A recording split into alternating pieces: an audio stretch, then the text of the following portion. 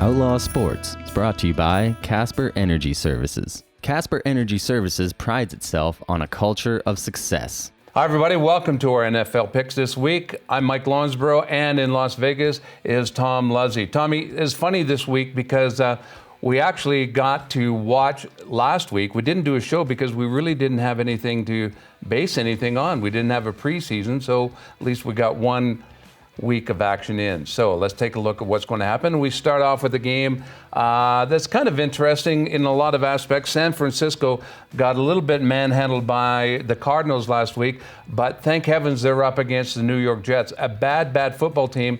And I think with a loss this week, they're mathematically eliminated from the playoffs. But no one likes their coach. They are hurt. Their offensive line sucks. They're up against one of the best defensive lines in football. And I think there's a little pressure off losing last week. I think San Fran wants to get back to that Super Bowl. But they've got some injuries too. Kittle is out. Sherman is out. But I don't think New York has enough to beat the Niners. Well, you're right. Last week was sort of the preseason game for every team in the NFL, rookies and all, and they really didn't get a good look. So it was hard for a lot of the bettors to go on what they thought they had. Now, week one gave us a real good indication as to where the cream of the crop is and where the garbage has settled at the bottom. And we're looking at just this game. San Francisco really has a lot of talent. They've never traditionally played the Arizona Cardinals well. I picked them to win last week. It wasn't a surprise, but they came out of the gate. They had more energy. Now, the New York Jets, have they ever had a good season and wipe out the Joe Namath 1969 season? Really, have they ever been good? And you're right. You're talking about a team that's been hit with injuries. Their starting wide receiver Crowder is hurt.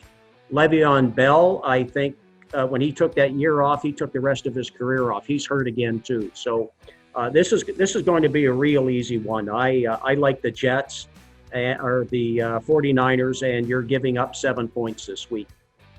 The next game up, Buffalo and Miami. Miami's one of those teams, too, that they're rebuilding. We saw Fitzpatrick go in. We saw the bad Fitzpatrick play quarterback. This is another struggling team in a tough division for them. I look at Buffalo, one of the best coached teams. They're still they're solid in a lot of aspects. They're still waiting to see on Josh Allen. They're grooming him. Can he be consistent game in, game out? They've got quality players. They got Diggs at wide receiver. They're just a well-rounded, well-coached team. And Miami's got their work cut out to win this one, I would think, even though, and I don't think it's much of a spread. And when you look at the spread, it's 5.5, and the Bills have failed to cover the spread only 5 times in the last 19 games. I don't think it's going to be a tough time this week. The spread has moved up to 6 points, Mike. Okay. Josh Allen had 104 quarterback rating last week. The Miami running game, they had 7 carries for 8 yards. That was pretty impressive. Most people could fall forward for 8 yards. Parker was their leading receiver at 47 yards. The Buffalo their defense ranked number 3 last week. And Miami's offense ranked 28th after that game. The Buffalo offense were 6th and the Miami defense 13th.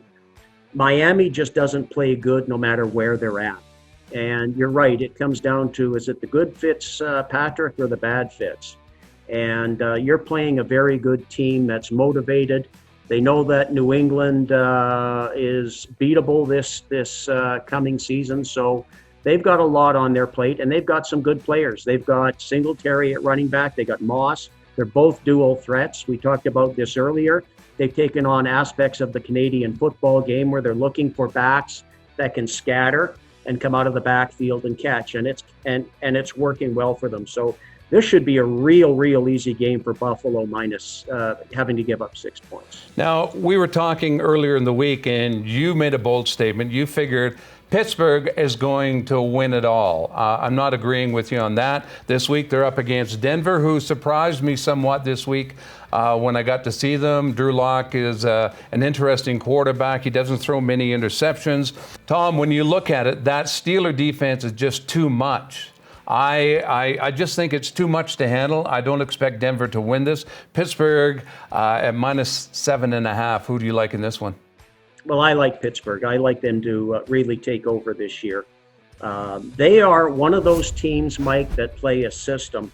They've had 3 coaches over 40 or 50 years. It's a system that they play. They bring in players that are really no-name players out of college, and they are geared to fit their system. Unlike some organizations that take the best player available, you put a square peg in a round hole and it doesn't work, and 2 years later you're left scratching your head saying, geez, I don't know what happened. It always seems to work in Pittsburgh. And if they've got a player that just is Antonio Brown, Le'Veon Bell, that family doesn't stand for it and they're gone. So with Pittsburgh, I like giving 7 points to Denver. Now remember, Denver's stronger offensively. They've got Drew Lock. They've got Melvin Gordon out of the Chargers last year. They drafted Jerry Jeudy. Sutton is hurt this year. Fant is their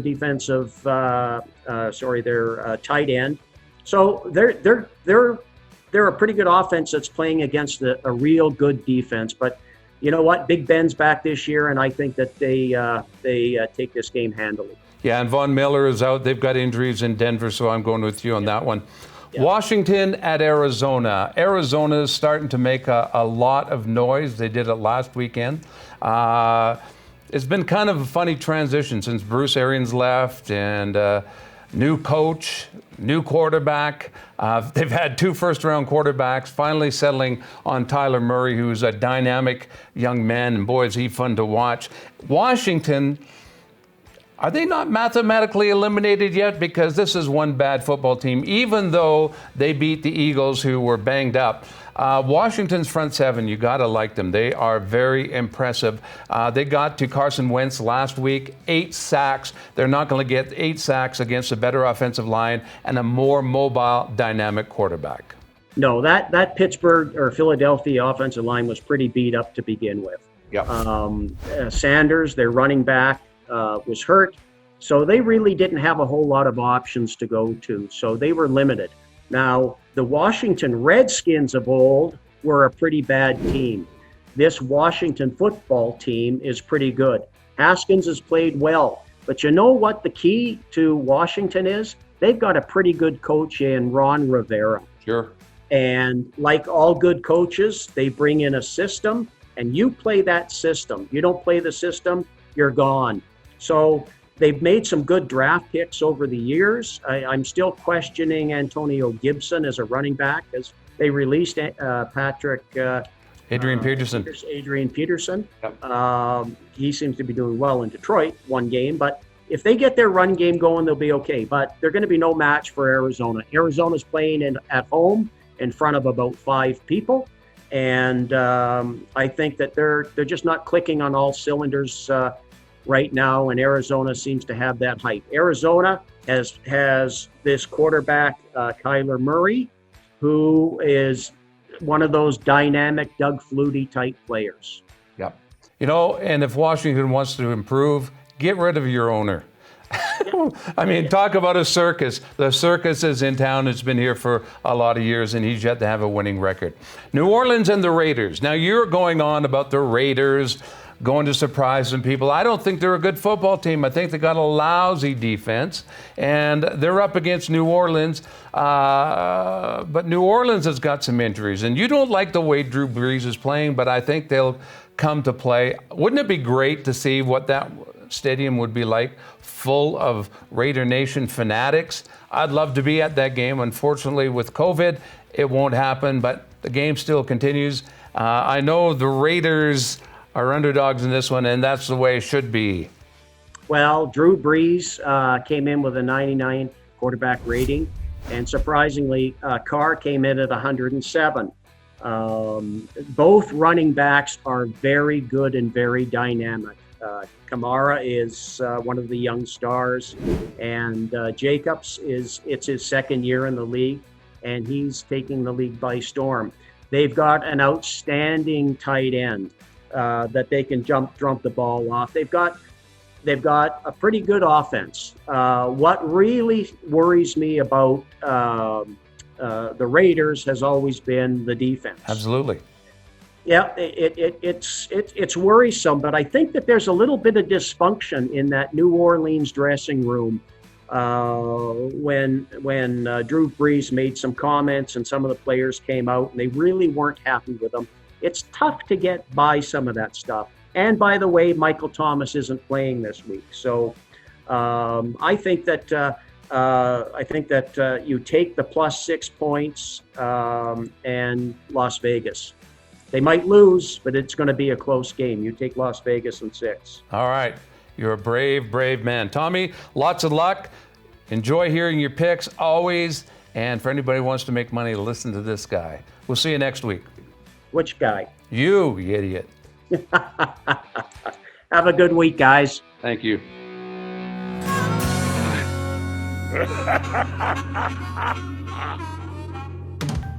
Geo's Men's in Calgary, providing Calgarians to look their best.